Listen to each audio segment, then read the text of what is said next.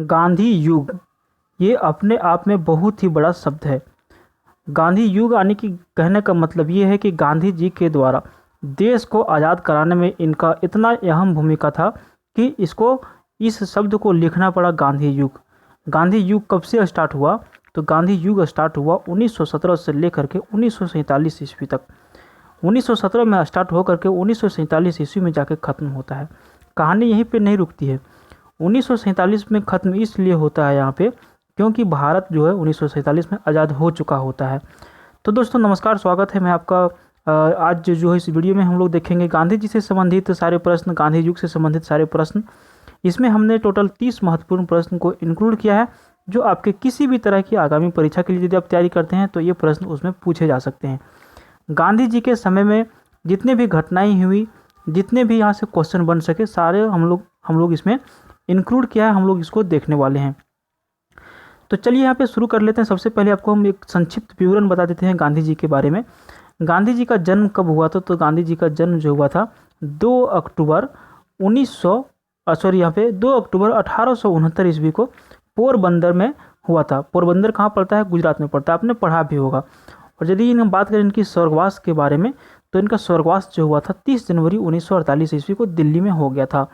इसके बारे में हम लोग पढ़ेंगे यहाँ पे स्वर्गवास कैसे हुआ, ठीक है, वो भी क्वेश्चन हमने इंक्लूड किया है। तो चलिए हम क्वेश्चन पे लेके चलते हैं आपको, जहाँ पे हम लोग इसके बारे में बहुत ही महत्वपूर्ण प्रश्न को देखने वाले हैं। ले चलते हैं आपको सीधे प्रश्न पे। तो दोस्तों यहाँ से स्टार्ट करते हुए यहाँ पे हम लोग पहला प्रश्न हमने जो लिया है गांधी युग से संबंधित, बहुत ही इंपॉर्टेंट प्रश्न है। महात्मा गांधी ने सत्याग्रह क्रियाविधि सबसे पहले कहाँ प्रयुक्त की? तो महात्मा गांधी ने जो सत्याग्रह का जो यहाँ पे क्रियाविधि जो स्टार्ट किया, कहाँ से किया था? सही उत्तर है चंपारण। ऑप्शन बी यहाँ पर सही हो जाएगा। गांधी जी दक्षिण अफ्रीका में सत्याग्रह और अहिंसा के अपने आजमाए हुए अस्त्र का भारत में पहला प्रयोग चंपारण की धरती पर ही किया। यहीं उन्होंने यह भी तय किया कि वे आगे से केवल एक कपड़े पर ही गुजर बसर करेंगे। जैसा कि आप कहीं भी गांधी जी का फोटो देखे होंगे, उनके पास एक ही कपड़ा, धोती, जो पहनते थे और ओढ़ते भी उसी को थे। इसी आंदोलन के बाद उन्हें महात्मा की उपाधि से भी वशीभूत किया गया था। तो पहला प्रश्न क्या था कि महात्मा गांधी ने सत्याग्रह क्रियाविधि सबसे पहले कहाँ प्रयुक्त की? सही उत्तर है चंपारण। तो जैसा कि दोस्तों यहाँ पे सत्याग्रह क्रियाविधि सबसे पहले प्रयुक्त की चंपारण में। कब किया? तो इन्होंने 1917 ईस्वी में किया। ये 1915 ईस्वी में दक्षिण अफ्रीका से भारत लौटकर आ चुके थे। चलिए अगला प्रश्न की ओर बढ़ते हैं। यहाँ पे बहुत ही इंपॉर्टेंट प्रश्न है। अंग्रेज पुलिस अफसर कैप्टन सैंडर्स किसके द्वारा गोली से मारा गया था? तो अंग्रेज पुलिस अफसर जो कैप्टन सैंडर्स था वो किसके द्वारा गोली चलाने के बाद उनकी मौत हुई थी? सही उत्तर है भगत सिंह। ऑप्शन डी यहाँ पर सही है। भगत सिंह पर कई किताब लिखने वाले जेएनयू के पूर्व प्रोफेसर चमन लाल ने बताया सैंडर्स पर सबसे पहले गोली राजगुरु ने चलाई थी, उसके बाद भगत सिंह ने सैंडर्स पर गोली चलाई थी। तो दोनों ये दोस्त थे और दोनों साथ में ही रहते थे। तो सैंडर्स की हत्या के बाद दोनों लाहौर से निकल लिए थे, ठीक है। तो यहाँ पे कैप्टन सैंडर्स किसके द्वारा गोली से मारा गया था? तो सही उत्तर यदि पूछा जाए तो यहाँ पे भगत सिंह है। अगला प्रश्न है जय हिंद का नारा किसने दिया? बहुत इंपॉर्टेंट प्रश्न है।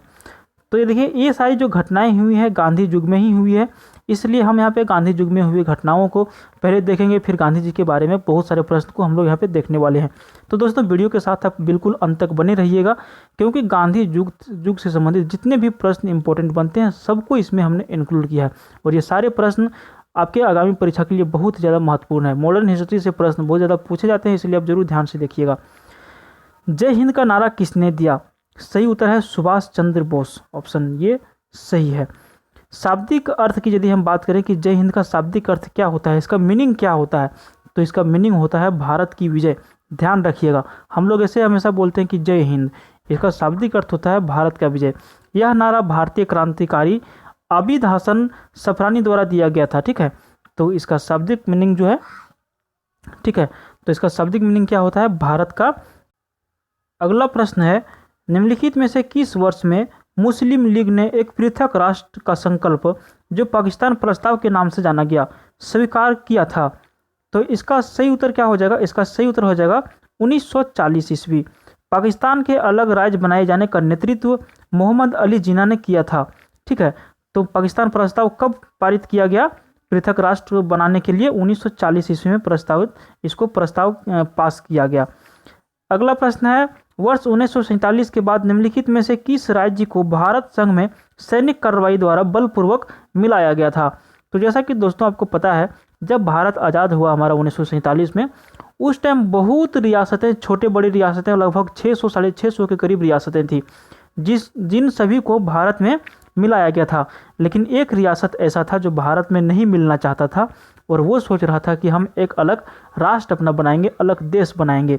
लेकिन जब ऐसा ना हो सका तो वहाँ पे भारत संघ में सैनिक कार्रवाई के द्वारा बलपूर्वक उसको मिलाया गया। ठीक है, तो देखिए इसका सही उत्तर हो जाएगा कौन सा राज्य था जिसको बलपूर्वक मिलाया गया था? सही उत्तर है ऑप्शन ए, हैदराबाद।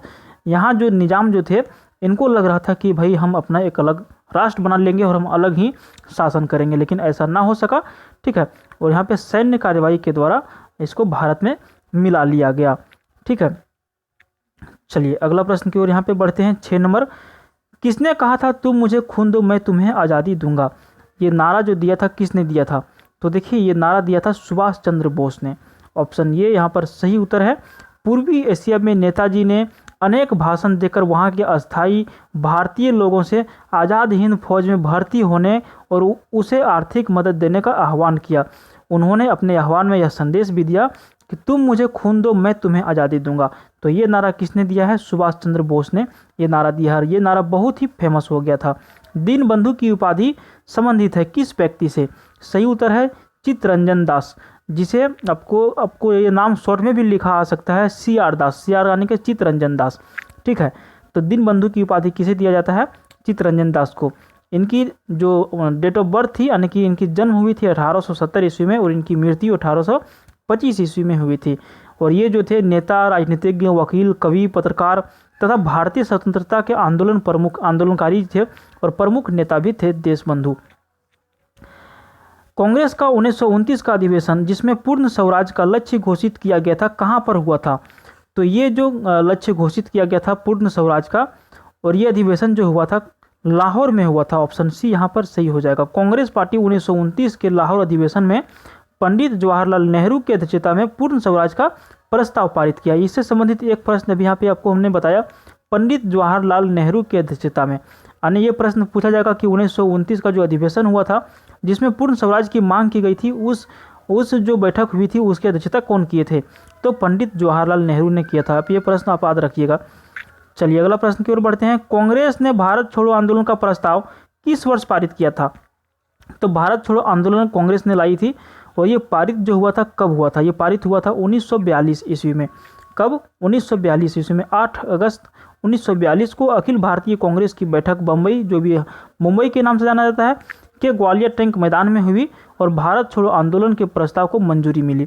इस प्रस्ताव में यह घोषणा की गई थी कि भारत में ब्रिटिश शासन की तत्काल समाप्ति भारत में स्वतंत्रता तथा लोकतंत्र की स्थापना के लिए अत्यंत आवश्यक हो गई है। इसलिए इसको नारा दिया गया था कांग्रेस यानी कि अंग्रेज भारत छोड़ो। कब प्रस्ताव इसमें पारित किया गया? तो 1942 में किया गया था। अगला प्रश्न है, सुभाष चंद्र बोस ने सिंगापुर में दिल्ली चलो का नारा दिया। सुभाष चंद्र बोस ने सिंगापुर में दिल्ली चलो का नारा दिया, कब दिया? तो इसका सही उत्तर है 1943 ईस्वी में। कब दिया गया? 1943 ईस्वी में। नेताजी ने 5 जुलाई 1943 ईस्वी को सिंगापुर के टाउन हॉल के सामने सुप्रीम कमांडर के रूप में सेना को संबोधित करते हुए दिल्ली चलो का नारा दिया था। ठीक है, कब दिया गया था? 1943 ईस्वी में। बहुत ही इंपॉर्टेंट प्रश्न है ये। चलिए अगला प्रश्न की ओर यहाँ पे बढ़ते हैं। असहयोग आंदोलन 1920 से 22 को क्यों निलंबित किया गया था? तो इसका रीजन क्या था? इसका रीजन था चौरी चौरा में हिंसक घटना के कारण। ऑप्शन डी यहाँ पर सही हो जाएगा। चौरी चौरा भारत में स्थित उत्तर प्रदेश राज्य गोरखपुर नगर का एक गांव है। यह गांव भारतीय राष्ट्रीय आंदोलन के दौरान ब्रिटिश पुलिस तथा राजनीतिक कार्यकर्ताओं के बीच भी हिंसक घटनाओं के कारण चर्चा में रहा। और यहाँ पे हुआ क्या था? चौरी चौरा में जो थाना था उसको आंदोलनकारियों ने फूंक दिया था, जिसके कारण गांधी जी के मन में ठेस पहुंचा। उन्होंने क्या किया था? असहयोग आंदोलन को वापस ले लिया था। बहुत ही इंपॉर्टेंट प्रश्न। चलिए अगला प्रश्न की ओर यहाँ पे बढ़ते हैं। वर्ष 1919 में जालियांवाला बाग हत्याकांड कहाँ पर हुआ था? तो वर्ष 1919 में जो जालियांवाला बाग हत्याकांड हुआ था वो हुआ था अमृतसर में। डेट भी पूछा जाता है, कब हुआ था? तो ये हुआ था 13 अप्रैल 1919 ईस्वी को। जब अमृतसर कहाँ पे स्थित है, तो ये पंजाब प्रांत में स्थित है अमृतसर। वहाँ पे जलियांवाला बाग हत्याकांड हुआ था, जिसमें आपने नाम सुना भी होगा कि जनरल डायर ने गोली चलाने का आदेश दे दिया था, जिसके कारण हजारों की संख्या में लोग हताहत हुए थे और मारे गए थे। ठीक है, जिनको जहाँ मिला वहाँ पे एक कुआं था बीच में, वहाँ पर भी जान बचाने के लिए बहुत सारे लोग वहाँ पे कूद गए और वहाँ भी उनकी जानें चली गई। नमक सत्याग्रह किस ईस्वी में प्रारंभ हुआ था? तो नमक सत्याग्रह जो प्रारंभ हुआ था 1930 ईस्वी में प्रारंभ हुआ था। नमक सत्याग्रह महात्मा गांधी के द्वारा चलाए गए प्रमुख आंदोलनों में से एक था। 12 मार्च 1930 में बापू ने अहमदाबाद के पास स्थित साबरमती आश्रम से दांडी गांव तक 24 दिनों का पैदल मार्च निकाला था और उन्होंने यह मार्च नमक पर ब्रिटिश राज के एकाधिकार के खिलाफ निकाला था और उन्होंने सांकेतिक नमक बना करके इसका विरोध किया था कि आप एकाधिकार ना सोचें, नमक हम लोग भी बना सकते हैं। निम्नलिखित में से किस कृत्य के कारण भगत सिंह, राजगुरु और सुखदेव को 23 मार्च 1931 को फांसी दी गई थी? तो इन्होंने क्या किया था कि इनको फांसी दे दिया गया था? तो इसका सही उत्तर है वर्ष 1928 में लाहौर में सैंडर्स की हत्या के कारण 23 मार्च 1931 ईस्वी को इनको फांसी दे दी गई थी। उस टाइम गांधी जी यदि पैरवी किए होते तो इनकी डेथ नहीं होती, इनकी फांसी रुक जाती या फिर रुक सकती थी। चलिए कोई बात नहीं, अगले प्रश्न की ओर बढ़ते हैं। पे निम्नलिखित में से किस अधिनियम के तहत बिना मुकदमा और दोष सिद्धि के ही विधि न्यायालय ने किसी भी व्यक्ति को कैद करने का प्राधिकार सरकार को दिया गया था? तो कौन सा अधिनियम लाया गया था कि आने कि आपका दोष नहीं है, फिर भी उस टाइम ब्रिटिश सरकार की, ब्रिटिश पुलिस की यदि मन हो कि इसको कैद किया जाए तो वो कर सकता था, और ये था कौन सा? तो ये था वर्ष 1919 का रोलेट एक्ट अधिनियम। इसका सही उत्तर ऑप्शन ये है। चलिए अगला प्रश्न देखते हैं। गांधी इरविन समझौता 5 मार्च 1931 किससे संबंधित है? तो गांधी इरविन समझौता जो हुआ था, डेट भी दिया गया है, 5 मार्च 1931 को हुआ था। ये हुआ था सविनय अवज्ञा आंदोलन को लेकर के। ब्रिटिश गवर्नमेंट जो थी वो बोल रहे थे कि सविनय अवज्ञा आंदोलन जो है इनको वो वापस ले लिया जाए, रिटर्न ले लिया जाए, और इसी बीच गांधी और इरविन समझौता हुआ था। ठीक है, इरविन कौन थे? तो इरविन वहाँ के दिल्ली पैक्ट के नाम से भी जाना जाता है इस समझौता को। वहाँ पे दिल्ली यानी कि ब्रिटिश का एक अधिकारी था। स्वतंत्र भारत के प्रथम महाराजपाल यानी कि गवर्नर जनरल कौन थे? तो जब स्वतंत्र भारत के बाद जो महाराजपाल, गवर्नर जनरल जो बनाया गया था, वो बनाया गया था लॉर्ड माउंटबेटन को। ऑप्शन बी यहाँ पर सही उत्तर है। किस अधिनियम में पहली बार भारत के लिए संघीय संरचना प्रस्तुत की गई? तो कौन सा अधिनियम लाया गया जिसमें भारत में पहली बार संघीय संरचना प्रस्तुत की गई? सही उत्तर है 1935 का अधिनियम। भारतीय सरकार अधिनियम 1935 के अंतर्गत एक संघीय न्यायालय की स्थापना की गई, एक केंद्रीय बैठक की स्थापना की गई, बर्मा और अदन को भारत के शासन अलग कर दिया गया था, और इसी टाइम क्या किया गया? एक संघीय न्यायालय की स्थापना की गई, 1935 का अधिनियम। चलिए अगला प्रश्न की ओर बढ़ते हैं। काकोरी ट्रेन डकैती कांड के नायक कौन थे? आपने सुना भी होगा, इस पे मूवी भी बना हुआ है। तो काकोरी ट्रेन डकैती जो हुआ था उसका मुख्य नायक कौन था? सही उत्तर है रामप्रसाद बिस्मिल। रामप्रसाद बिस्मिल के साथ भी और सारे लोग थे जिसका हम नाम बताना चाहते हैं, जैसे राजेंद्र लाहिड़ी, अशफाक उल्ला खां, चंद्रशेखर आज़ाद, रोशन सिंह, सचिंद्र नाथ सान्याल। ठीक है, ये लोग जो थे मुख्य नायक थे काकोरी ट्रेन डकैती की। इन लोग क्या किए थे कि काकोरी जो ट्रेन जो थी उसको रोक करके इन लोग राशन पानी की जो व्यवस्था थी उसको ले लिए थे, लूटपाट किए थे। अगला प्रश्न है 1919 के अधिनियम में द्वैध शासन धारणा को जिस व्यक्ति ने परिचित कराया वो कौन थे? सही उत्तर है चेम्सफोर्ड। ऑप्शन डी यहाँ पर सही उत्तर है, चेम्सफोर्ड के द्वारा किया गया था।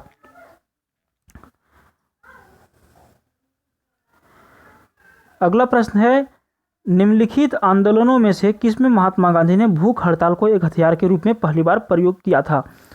तो दोस्तों सबसे पहले महात्मा गांधी ने भूख हड़ताल को एक हथियार के रूप में प्रयोग किया था। कहाँ पे किया था? ये किया था अहमदाबाद में मिल मजदूर हड़ताल के लिए। 1918 में अहमदाबाद में मिल मजदूर हड़ताल हुआ था। आपको पता है 1918-1920 में क्या हुआ था? एक प्लेग बीमारी आई थी। ठीक है, उसके वजह से लोगों को बोनस नहीं दिया जा रहा था, और ये जो है अहमदाबाद में जितने भी मिल मजदूर थे उनका पक्ष लेकर के उनके साथ जा कर के इन्होंने आंदोलन किया था, और उसी आंदोलन में भूख हड़ताल को एक हथियार के रूप में इन्होंने सामने लाया था। कहीं भी यदि आंदोलन करना था तो ये भूख हड़ताल पर बैठ जाते थे। तो यही इसका सही उत्तर है 1918 का अहमदाबाद जिला में अहमदाबाद में मिल मजदूर हड़ताल, वहीं से इन्होंने भूख हड़ताल को लाया था सामने। महात्मा गांधी को सर्वप्रथम राष्ट्रपिता किसने कहा था? सही उत्तर है ऑप्शन सी। ऑप्शन सी सही है, सुभाष चंद्र बोस ने। सुभाष चंद्र बोस ने 4 जून 1944 को एक रेडियो में अपना संदेश दे रहे थे, अपना संदेश को प्रसारित कर रहे थे। उसी टाइम इन्होंने अपना संदेश को प्रसारित करते करते महात्मा गांधी को सुभाष चंद्र बोस ने राष्ट्रपिता बोल करके इनका संबोधन किया था। अगला प्रश्न है, जब 15 अगस्त 1947 को भारत ने अपनी पहली आज़ादी का जश्न मनाया तब महात्मा गांधी कहाँ पर थे? सही उत्तर है ऑप्शन डी, कोलकाता में। जब 15 अगस्त 1947 ईस्वी को भारत अपना जश्न मना रहा था आज़ादी का, उस टाइम महात्मा गांधी जो थे वो कोलकाता में थे। उस टाइम हिंदू मुस्लिम राइट हो गया था और उसी को समझाने के लिए महात्मा गांधी अनशन में थे, या फिर उनको समझाने बुझाने का प्रयास कर रहे थे कोलकाता में रह करके। भारत एवं पाकिस्तान का विभाजन किस योजना के तहत हुआ था? बहुत इंपॉर्टेंट प्रश्न है। तो देखिए इसका सही उत्तर है माउंटबेटन योजना। माउंटबेटन योजना के अंतर्गत भारत एवं पाकिस्तान का विभाजन का जो स्वरूप रेखा तैयार किया गया था। इसमें यह कहा गया था कि भारत एवं पाकिस्तान 2 अलग स्टेट बनेंगे, 2 अलग देश बनेंगे। तो किस योजना के अंतर्गत? माउंटबेटन योजना के अंतर्गत इसका प्रस्ताव को मंजूरी दिया गया था। महात्मा गांधी की हत्या कब हुई थी? बहुत इंपॉर्टेंट प्रश्न है दोस्तों। तो देखिए इनकी जो हत्या हुई थी, इनकी हत्या हुई थी 30 जनवरी 1948 ईस्वी में। कब? 30 जनवरी 1948 ईस्वी में। देखिए इनकी जो हत्या किया था नाथूराम गोडसे ने किया था। ये अपनी प्रार्थना जो सभा होती है उसमें थे और 30 जनवरी 1948 को नाथूराम गोडसे के द्वारा इनके पास से जाकर के पहले उन्होंने पैर छुआ और फिर 3 गोली सामने से इन्होंने दाग दिया था, जिससे महात्मा गांधी शहीद हो गया, फिर उनकी डेथ हो गई। असहयोग आंदोलन शुरू करने के समय भारत के वायसराय कौन थे? जब असहयोग आंदोलन शुरू हो रहा था उस टाइम भारत के वायसराय कौन थे? तो उस टाइम थे लॉर्ड चैम्सफोर्ड। ऑप्शन डी यहाँ पर सही हो जाएगा। दोस्तों वीडियो यदि आपको पसंद आ रहा है तो मैं एक लाइक का तो उम्मीद जरूर कर सकता हूं, क्योंकि बहुत मेहनत से वीडियो को हम लेकर के आए हैं और एक लाइक का उम्मीद तो रहता है। तो दोस्तों जब भी आप वीडियो देखा कीजिएगा प्लीज़ वीडियो को लाइक जरूर कर दिया कीजिएगा। लाइक करने में तो कोई पैसा वैसा तो लगता है नहीं, इसलिए कम से कम एक उम्मीद रहता है कि आप लोग जो वीडियो देखते हैं कम से कम एक लाइक जरूर कर दिया कीजिए। महात्मा गांधी के राजनीतिक गुरु कौन थे? बहुत बार प्रश्न पूछा गया है। सही उत्तर है गोपाल कृष्ण गोखले। महात्मा गांधी गोपाल कृष्ण गोखले को अपना गुरु मानते थे। दांडी यात्रा में गांधी जी ने कितनी दूरी तय करके नमक कानून का विरोध किया था? कुछ देर पहले हमने इसी वीडियो में इसके बारे में बिल्कुल स्पष्ट रूप से बता दिया था, फिर भी हम कुछ बता देते हैं आपको। देखिए इसका सही उत्तर है ऑप्शन बी, 385 किलोमीटर। 12 मार्च 1930 ईस्वी को साबरमती आश्रम से, जो गुजरात में पड़ता है, वहाँ से गांधी जी निकले थे अपने 78 सहयोगियों के साथ और ये कहाया दांडी मार्च। नमक के ऊपर लगाए गए जो कर था, जो अंग्रेज सरकार ने जो कर लगा दिया गया था, इसके विरुद्ध में निकाला गया था और गांधी जी अपने अनुयायियों के साथ 6 अप्रैल 1930 ईस्वी को वहाँ पर पहुँचकर सांकेतिक नमक बनाकर कानून को तोड़ा था, कानून का विरोध किया था। अगला प्रश्न है, गांधी जी ने किस कानून को काला कानून कहा था? तो एक काला कानून कहने का जो कहा था वो किसको कहा था? रॉलेट एक्ट को गांधी जी ने काला कानून कहा था। तो दोस्तों गांधी युग से संबंधित 30 बहुत ही महत्वपूर्ण प्रश्न हम लोगों ने इस वीडियो में देखा और कुछ प्रश्न बाकी रह गया है, वो कुछ दिन के बाद इसका पार्ट 2 भी आ जाएगा। तो यदि आपको वीडियो पसंद आए तो वीडियो को लाइक कीजिए और इस तरह का वीडियो देखने के लिए चैनल को आप सब्सक्राइब जरूर कर लीजिए। सब्सक्राइब करते वक्त जो बगल में जो बेल आइकन बन के आता है रेड कलर का, उसको भी क्लिक करना ना भूलिएगा। ठीक है, चलिए तब तक के लिए बाय, मिलते हैं फिर किसी दूसरे वीडियो में। Thank you.